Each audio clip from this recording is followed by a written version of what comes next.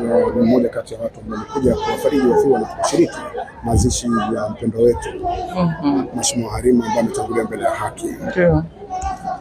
Asante sana. Tulipata taarifa asubuhi kwamba Halima ametutoka baada ya kuwa alikuwa amelazwa hospitali ya moyo, taasisi ya moyo ya Jakaya Kikwete hapa Dar es Salaam.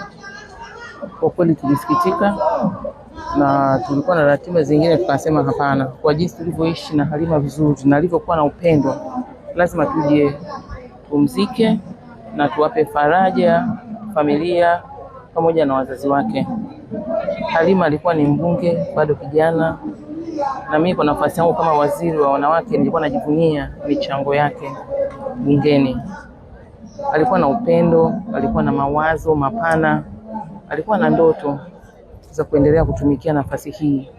Lakini ndio hivyo, mapenzi ya Mungu naye anapanga vya kwake. Kwa hiyo tumempoteza mbunge kijana ambaye alikuwa na ndoto zake na alikuwa na mchango mkubwa katika masuala ya kuendeleza